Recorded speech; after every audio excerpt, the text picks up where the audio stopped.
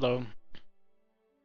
This is a demonstration of the iSpeed lap analyzer. It's going to be very brief and just cover the basic operation of this as an explanation for my brother, because I'm going to buy him a license because it's really awesome software.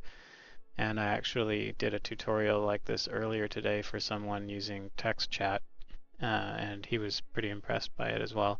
So I figured it would be nice to have this recorded with audio, and I'll try and make it really quick. So, iSpeed Lap Analyzer, it is included with iSpeed. iSpeed costs 15 bucks. You can donate more, obviously. That's the minimum to get a license. You need to have a license if you want it to be useful at all. The software itself is used to display real-time information on this window that you see here, and I never found that particularly interesting, so I always kind of dismissed it and never bothered looking into it any further once I had seen that this is what it does. It does so much more. You run this window, it can sit in the background, it can be minimized, whatever. Just have the application running while you drive laps, and it will always be recording data of your best laps. Then you come and you fire up the iSpeed Lap Analyzer, which is what we have open here, and you can analyze those laps. But better still, you can compare them to other laps and figure out where you're losing time.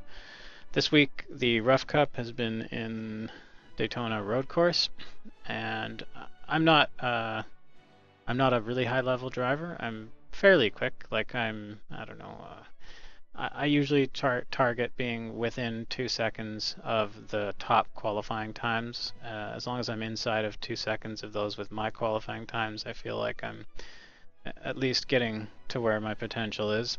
But lately I've been trying to squeeze out a bit more than that as well. So at this point I had done a 147.375, and at that time a 149.45.9 was the highest qualifying time by Kimmo Suominen. So I was inside of a second and a half, which was actually kind of pleasing, but I hadn't done that much time here, so I knew that there was more room for improvement from both me and from everyone else. So I expected that that pole time would probably drop to about 59 and a half, meaning that I would like to get myself into the high 56s. I think it would be a realistic goal. And so I opened this up to try and figure out how to do that. After loading in my own lap, which is already loaded, I then loaded a second lap, and I went to find somebody who was faster. And at that time, Matt Stanton had a 146.5, and it was one of the fastest laps that was there, and I just chose it to compare to, maybe thinking that a 45 was a little bit unrealistic for me anyways. So we've now got it loaded. As you can see, I can toggle off all the data, or I can toggle on only one or the other lap, or I can have them both laid over top of each other. The dark blue lines down in the graphs show Matt's data, and my data is in the light blue graph color. So here's the quick and dirty of it. Looking around at the track, you can click on any point of the track, and this marker here will move to that point. And then on the top right, you can see information from that point. Minimum speed, average speed, maximum speed, the distance, etc. Bunch of stuff. None of that's too interesting until you start looking at it in aggregate.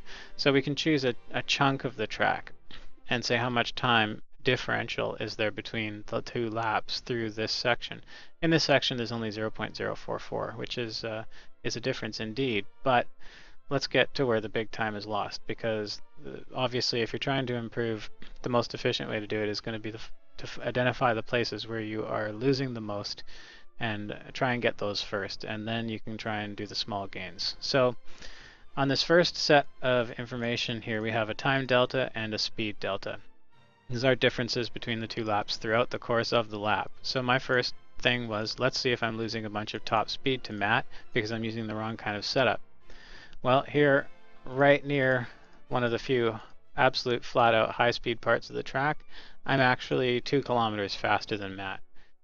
Take another high-speed part before the bus stop, I'm 2 kilometers faster than Matt. Coming out on the outside bowl, 1 kilometer faster than Matt. Okay, so high speed's not the issue. We can already see that. You know, we didn't need to look all over the place. You can look at these nice long curves. Top speed isn't being lost, except 2 obvious places. Here, which we can see is the bus stop. My speed is slower through the bus stop. And for some reason, my speed is quite a bit slower here, which you can see is an absolute flat out banked oval part of the track. And that's really confusing. Why would I be so much slower there when we've seen that my high speed is okay with downforce and everything? Well, we'll get into that. Time delta. If you toggle between speed and time delta, you can now take a look at the whole lap in the context of where time is being taken and given between your lap and the lap you're comparing to. So in the first part of this lap, I actually gained time on the corner entry into 1 on Matt, but then right away Matt gets a bunch of that time back actually going through the corner. So I'm obviously coming in too hot because I gain time here and then I lose it and then some here. Same thing. Corner entries, I gain a bit of time because I'm obviously carrying more speed, but then as we exit the corner, Matt gets it all back. Again here, I gain a bunch of time entering a corner and I lose it coming out, and this repeats. Gaining time, losing time on exit. Here's the big slides though. These are, when we're talking about, you know, what's this difference?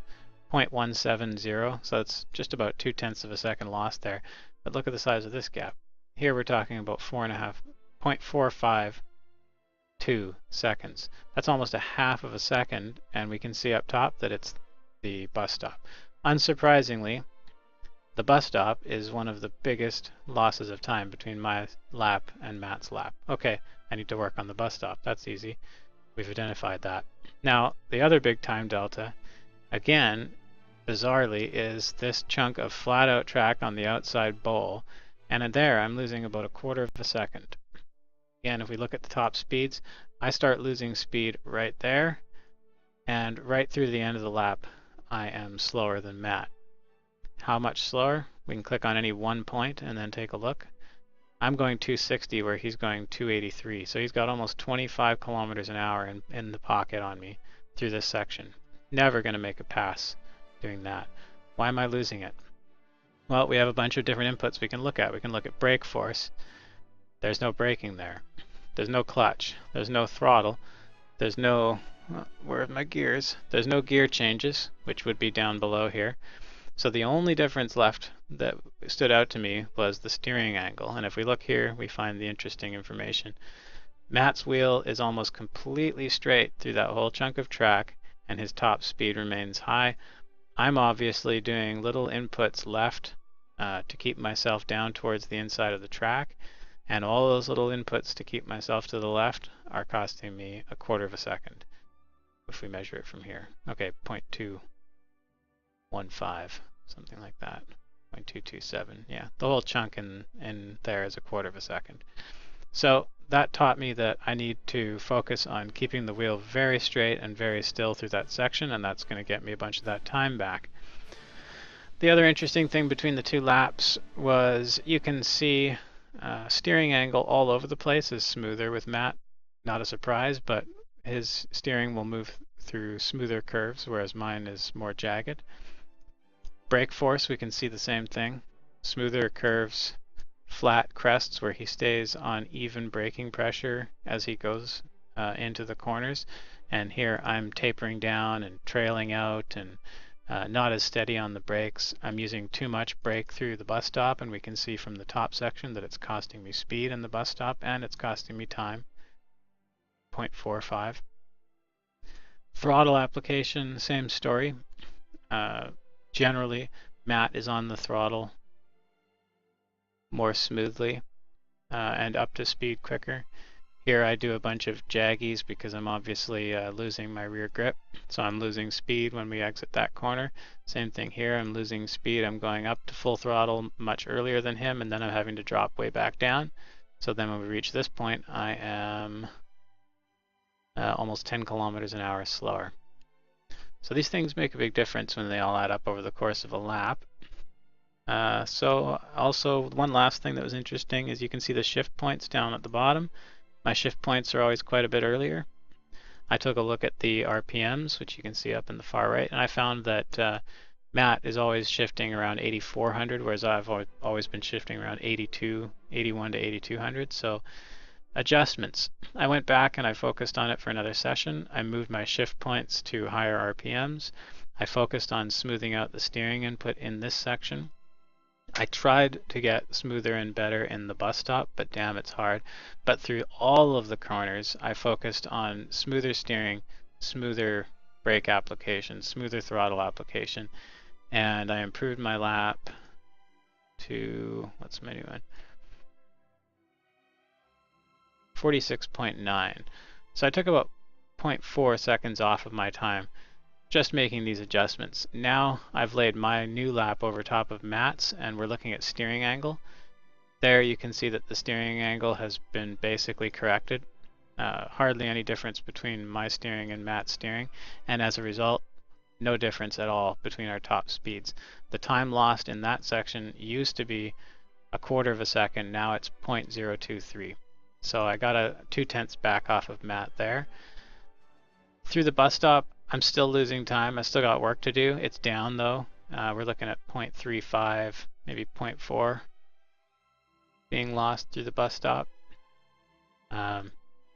So still work to do, but the application looks better.